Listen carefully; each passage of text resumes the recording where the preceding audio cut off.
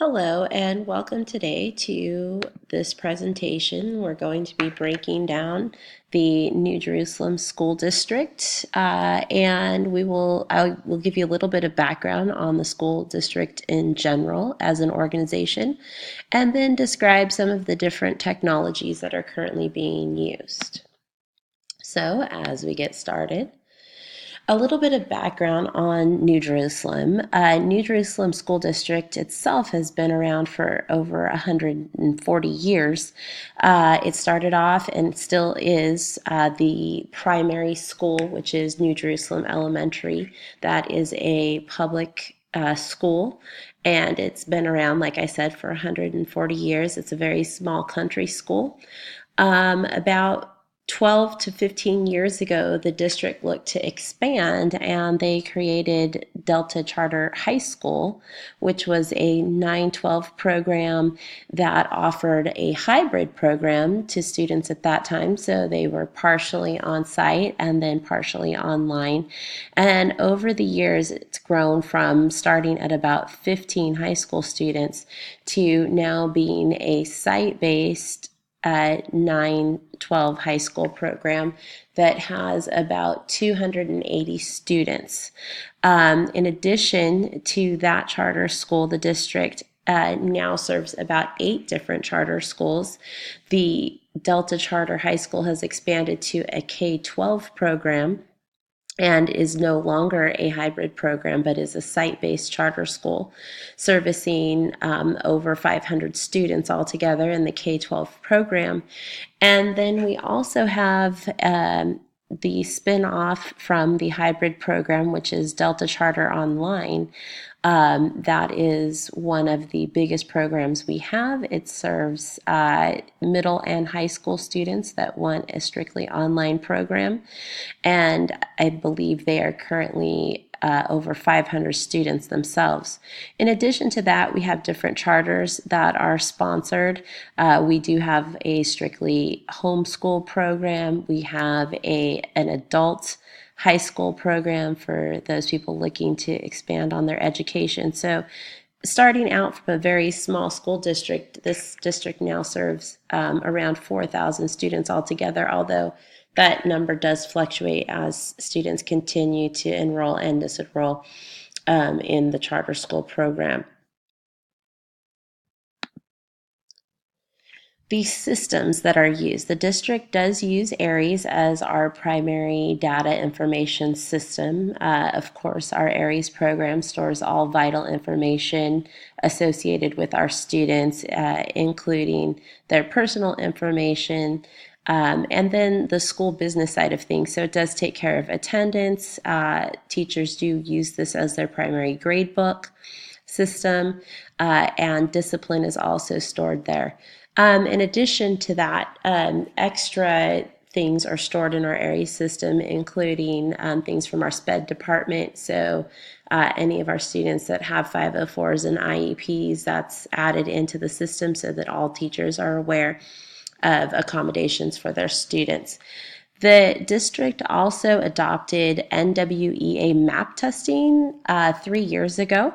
And the really cool thing about NWEA is that it is a program that tests students at their level. So it's not a standardized test, but it does continue to adjust as students answer the questions so that we can make sure that we pinpoint exactly where they are right now.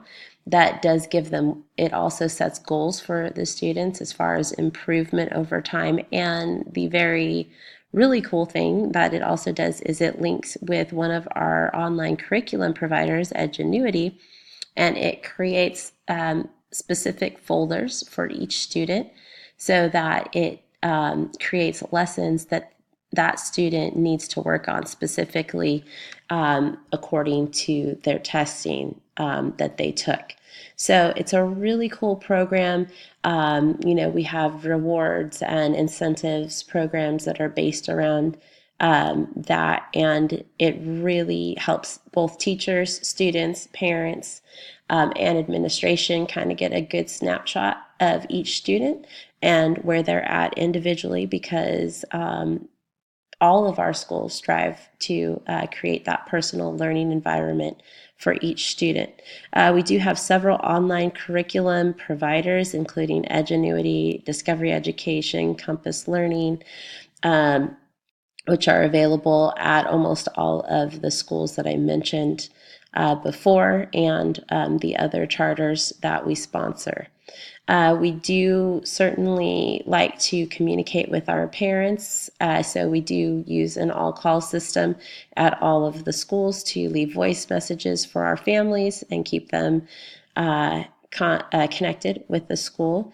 We also have a mass parent email in our ARI system that allows us to mass email our parents. But I think the primary thing that most of our parents use is Facebook, and one of our deputy superintendents actually is in charge of keeping that updated, and he does a great job at it, and our parents really feel connected to the school through that Facebook page.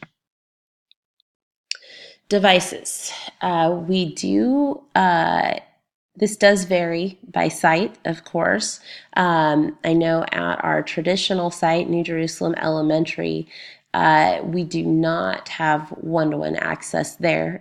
We do have teachers that have to share computer carts, laptop carts. So they are not quite up to the place where the charter schools are, and that is that all of the charter schools do have Chromebooks available in each classroom to service every student. So it is that one-to-one option there within the charter schools, and they are very good at making sure that all of the students have devices to work on within the classroom. The teachers also, at every single school site, all teachers are issued Surface Pros because we do have wireless connections, and we have televisions that are mounted in each classroom, so that from the Surface Pros, teachers are able to access the online curriculum and teach from there, which makes for a great system for us. As I said before, as far as our networks are concerned, we do have wireless routers in every classroom, and that is a service that is provided through AT&T.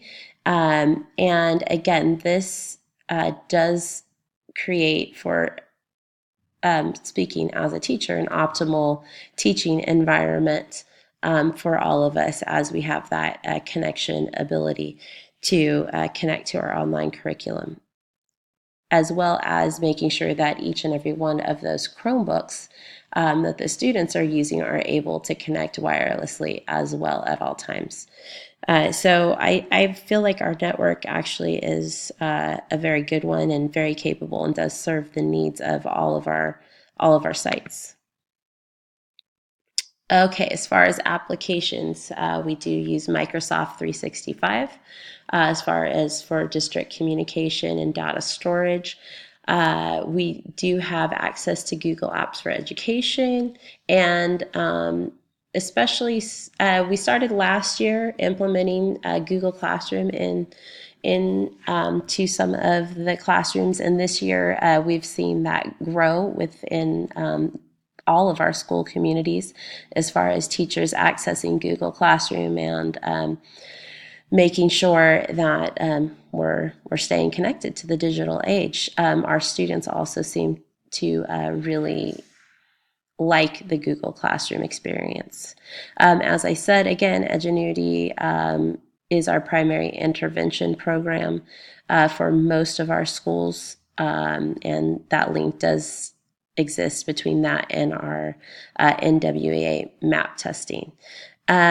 Most of our teachers also have created Weebly sites of their own for this coming school year, in order to increase that parent communication piece, as well as just keeping in contact with all stakeholders, students, parents, administration, so that everyone can see what's going on in our classrooms at all times.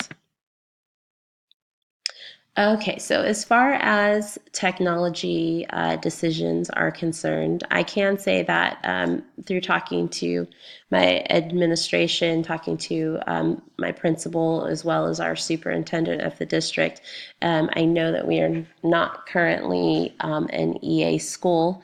So our superintendent, he did state that he does meet with, especially his principals, and does confer with the IT department when it comes to making technology decisions and implementations. But ultimately, he is the person that makes the final decisions, of course, with board approval.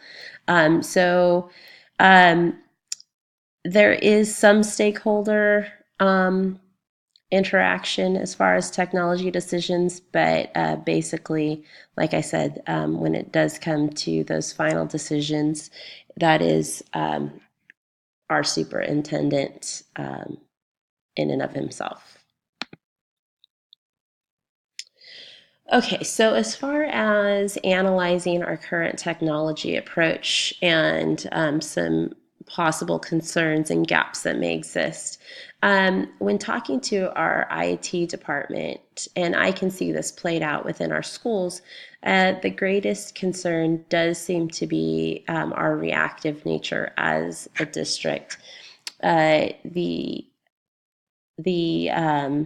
district does have a technology plan, although as far as our network is concerned, and we have certainly had bandwidth problems in the past, although it is much better now. It's very reactive. So when something happens, then the IT department is deployed as far as connecting those gaps and making those connections work again. But I do think we would benefit from something like enterprise architecture as far as setting up a true vision for the overall school and sticking to that. There's also been a lot of discussion about providing one-to-one devices that the students could take home with them. I did speak to, again, our superintendent, and he said, that is always an option, although they're also uh, really trying to possibly go the route of students bringing their own devices to school to use as an option if they want that continuity within their devices. So those are the key areas that I see. Of course, we always have bandwidth issues because we do have high demand on our network on a daily basis, as we have on the primary site, on the district site, we do have currently three different schools accessing that network all at one time, and with individual student devices on a daily basis. So that network is stressed at times, and they are always working to try to keep up with the needs in that area. So that is a quick overview of the New Jerusalem School District, and I thank you for listening to my presentation today.